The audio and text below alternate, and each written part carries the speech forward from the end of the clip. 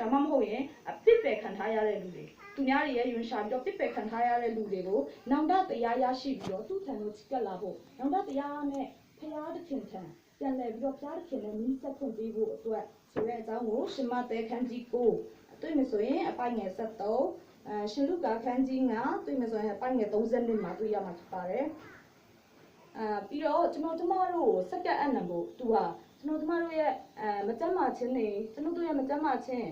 အပြစ်တွေအများများပြီးတော့မြက်ကန်းတွေကိုလည်းကုစုပေးတဲ့အနာစားရှိတဲ့လူတွေအကုန်လုံး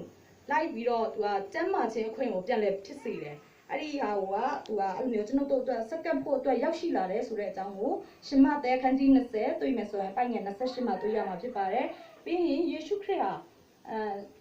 လူစားတိခံယူပြီးလောကကိုဆင်းကြွလာတယ်ပြီးရင်ရှင်ပြန်ထမြောက်တယ်အဲ့ဟာဘာဖြစ်လို့အတွက်လဲဆိုတော့လောကရဲ့အလင်းဖြစ်ဖို့အတွက်လောကရဲ့အလင်းဆိုတာကိုတက်တည်ပြဖို့အတွက်ဆိုတဲ့ဟာကိုရှင်ယောဟန်ခရစ်ဝင်အခန်းကြီး7တွေ့မယ်ဆိုရင်46မှာပေါ်ပြထားတာကိုကျွန်တော်တို့တွေ့ရမှာဖြစ်ပါတယ်ပြီးတော့ကိုရိုရှင်ရဲ့ရှင်ပြန်ထမြောက်ခြင်းအကြောင်းအရာကိုကျွန်တော်တို့ယုံကြည်လက်ခံနေဆိုရင်သူပြောထားတဲ့စကားတွေကိုလည်းကျွန်တော်တို့ကလိုက်လျှောက်ရမယ်သူ့ကိုချစ်ခင်နဲ့ယုံကြည်ရဲဆိုရင်သူကလောကီအရရက်တို့သွားပြီးတော့သူ့ရဲ့ဧဝံဂေလိနှုတ်ကပတ်တော်တရားကိုဟောပြောဖို့အတွက်ပြောထားတယ်အဲအကြောင်းလို့1813ခုနှစ်ဇူလိုင်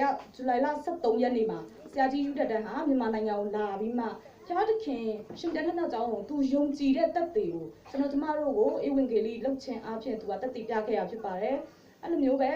အဲ့လောက်ထိဆိုးရွားနေတဲ့မြန်မာနိုင်ငံကြီးမှာသူကဝင်လာပြီးမှမြင့်ပတ်နှိမ့်ဆက်မှုအမျိုးမျိုးမကြောက်မရွံ့မဲနဲ့ကိုရိုရှင်ကိုယုံကြည်တဲ့အတွက်ကြောင့်မို့သူဟာဧဝံဂေလိတရားကိုဟောကြားခဲ့တာကျွန်တော်တို့ကိုရိုရှင်ရှိတဲ့ယေရှုခရစ်ရှင်ပြန်ထမြောက်တယ်ဆိုတဲ့အကြောင်းတက်တည်ဖြစ်စေဖို့အတွက်အဲ့လိုမျိုးဧဝံဂေလိတရားတွေကိုပြောကြားပေးခဲ့ရဖြစ်ပါတယ်အဲ့ဒါကြောင့်မို့ကျွန်တော်တို့ရဲ့အသက်တာမှာလည်း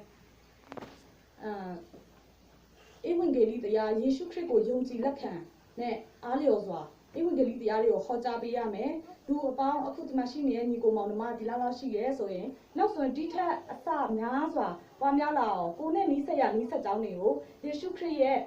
ရှင်ပြန်ထမြောက်ခြင်းအကြောင်းကျွန်တော်တို့ကိုကယ်တင်ခြင်းအကြောင်းတွေကိုဟောပြောပေးရမှာဖြစ်ပါတယ်ပြောကြားပေးရမယ်ပြောကြားပေးခြင်းအပြင်ကျွန်တော်တို့ဟာယေရှုခရစ်ကိုအမှန်တကယ်ယုံကြည်လက်ခံတဲ့လူတွေဖြစ်ကြောင်းကိုတက်တည်ပြရမှာဖြစ်ပါတယ်ပြီးတော့